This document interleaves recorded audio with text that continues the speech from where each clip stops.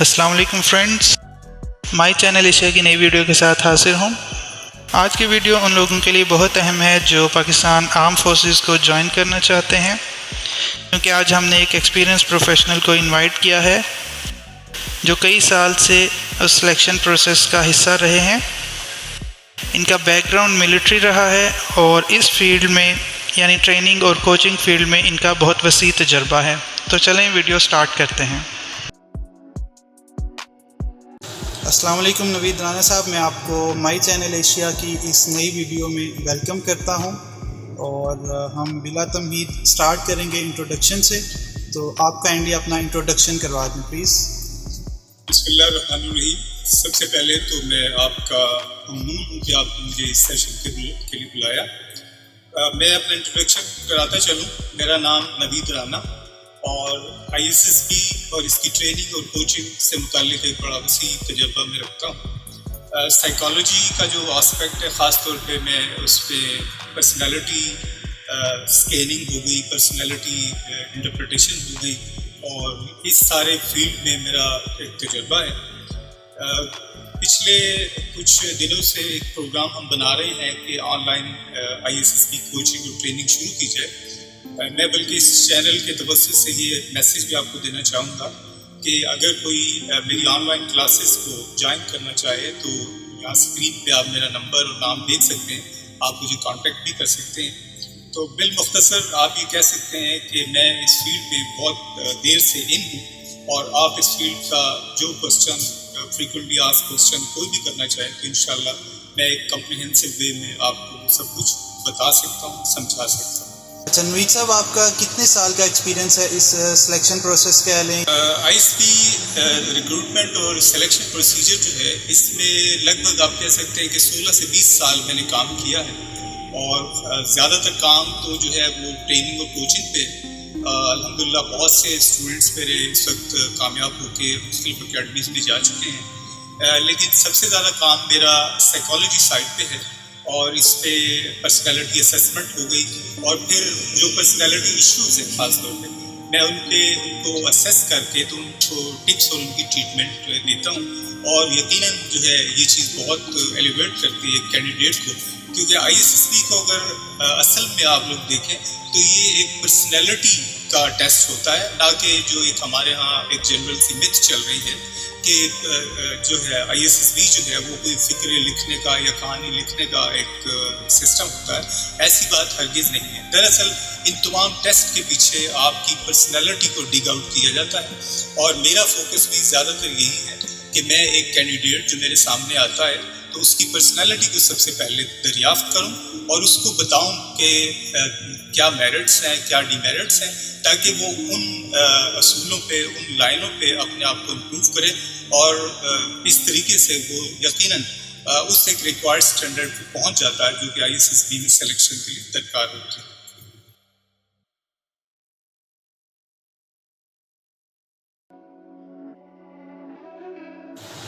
دیکھیں، initial test کے بعد جب آپ کو آئی ایس بی کا پتہ چل جاتا ہے کہ آپ نے آئی ایس بی جانا ہے، یہاں پہ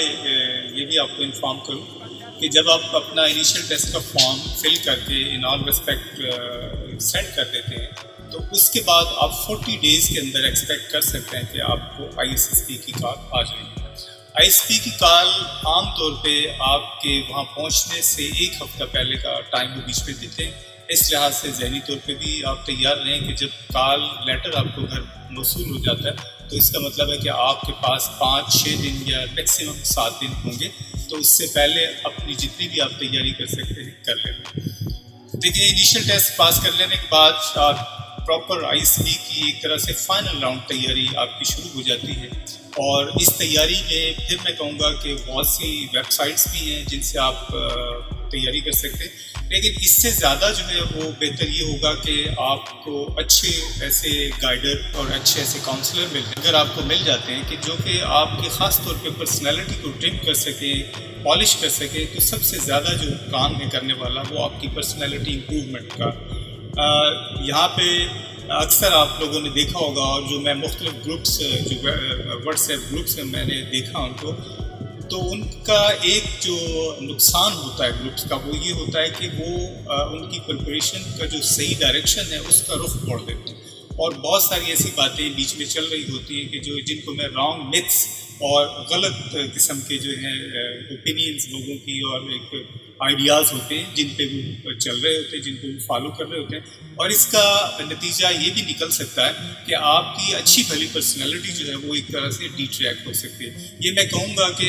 ڈوز اور ڈونٹس کی اگر ہم بات کریں تو ڈونٹس میں یہ چیز آتی ہے کہ آپ ایسے گروپوں کو ہرگز جوائن نہ کریں کہ جو آپ کی ایک صحیح ڈائریکشن، پریپریشن کی جو صحیح ڈائریکشن ہے اس کو چینج کر دیں۔ آئی ایس ایس بی جو ہے ایک بڑی کمپریہنسو پریپریشن مانگتی ہے، اور اس میں جو ہے اگر آپ کو میں بتاتا چلوں کہ کیا کیا چیزیں درکار ہوں گی۔ آئی ایس ایس بی کا تینوں فورسز کے لیے ایک ہی پیٹرن ہے، اس میں کوئی فرق نہیں ہے، اور نہ ہی سینٹر کا کوئی فرق ہے، چاہے آپ ملیر ہیں یا پہاڑ میں ہیں، اس سے کوئی فرق نہیں پڑتا۔ آئی ایس بی کی پریپریشن پیٹرن بھی تینوں فورسز کی تیاری کے لیے ایک ہی ہونا چاہیے، کیونکہ بیسک جو اس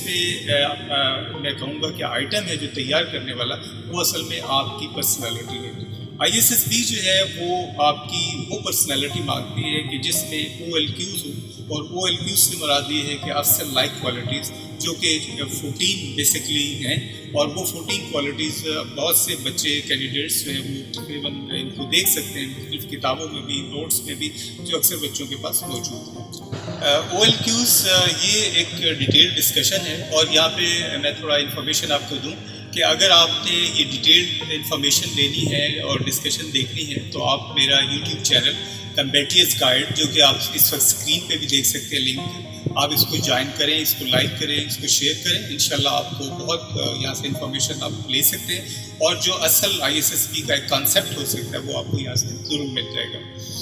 تو یہ او ایل کیوز جو ہے بیسکلی ان کی ٹریمنگ اور ان کی فرنشنگ اور ان کو بیسکلی ہم نے تیار کرنا ہوتا ہے۔ جو باقی کی تیاری ہوتی ہے یہ پھر اتنی مشکل نہیں ہوتی، اور بہت سارے ایسے مٹیریلز موجود ہیں، آپ جا بجا دیکھ سکتے ہیں، بکس کی فارم میں بھی ہیں اور نوٹس کی فارم میں بھی ہیں، وہ آپ لے کے تو وہ تیار کر سکتے ہیں۔ جو سب سے ضروری چیز جو ہے وہ ایک اچھا کاؤنسلر اور ایک اچھا رہنما جو آپ کو صحیح سمت میں گائیڈ کر سکے۔ آئی ایس بی جو ہے یہ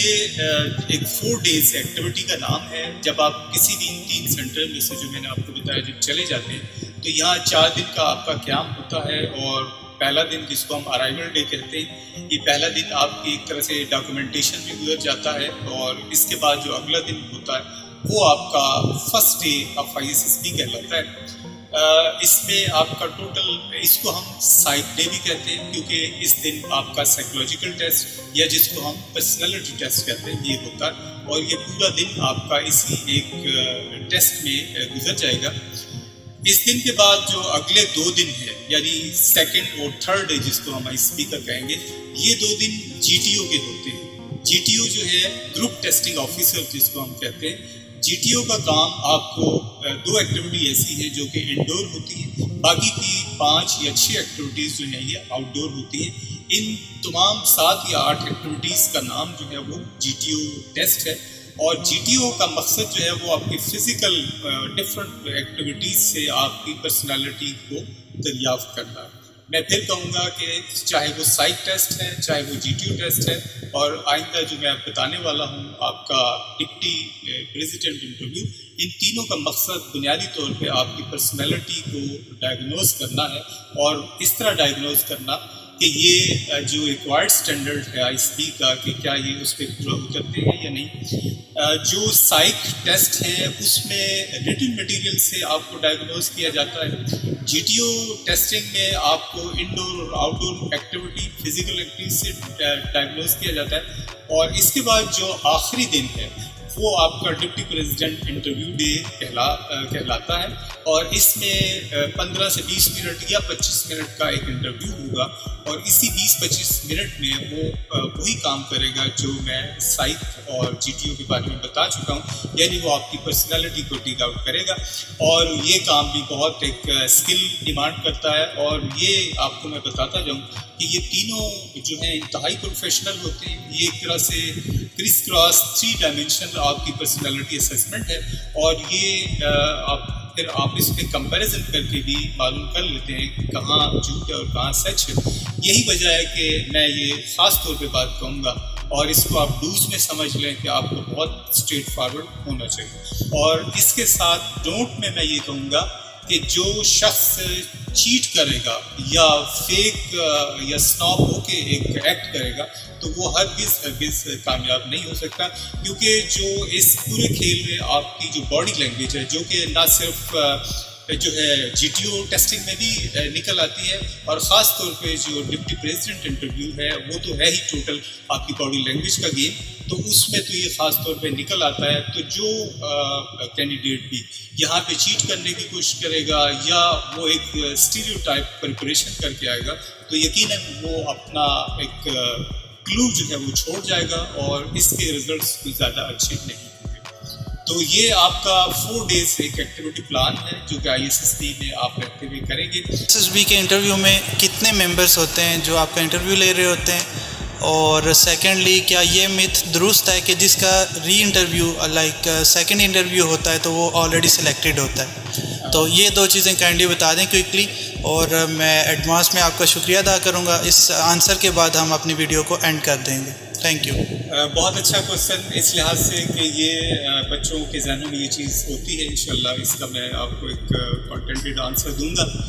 سب سے پہلے یہ کہ ISB کا جو انٹرویو ہوتا ہے وہ ایک سولو انٹرویو جس میں ہم یہ کہیں گے 1 to 1 ہوتا ہے. یعنی اس میں ایک ڈپٹی پریزیڈنٹ ہوتا ہے اور ایک کینڈیڈیٹ ہوتا ہے اور کوشچن آنسر ایک سیشن ہوتا ہے جو کہ میں نے ٹائم پہلے مینشن کیا کہ 15 سے 20 منٹ کا ٹائم ہے آلموسٹ. یہاں پہ ایک اور بات میں بتاتا جاؤں کہ جتنے ڈاؤٹس کم ہوں گے تو انٹرویو کا ٹائم بھی کم ہوگا. جتنے آپ کی پرسنالٹی میں یا آپ کے ایگزیبیشن میں ڈاؤٹس زیادہ ہوں گے تو وہ ان ڈاؤٹ کو دور کرنے کے لیے اتنا ہی ٹائم وہ زیادہ لے گا. لیکن جنرلی ہم کہہ سکتے ہیں کہ اس کا ٹائم 15 سے 20 منٹ ہوتا ہے. دوسرا جو انٹرویو ہوتا ہے وہ پینل انٹرویو ہوتا ہے, وہ یہاں پہ نہیں ہوتا. ہاں البتہ دوسری جو ہم نے کمیشننگ کے جو دوسرے امتحان ہیں خاص طور پہ جو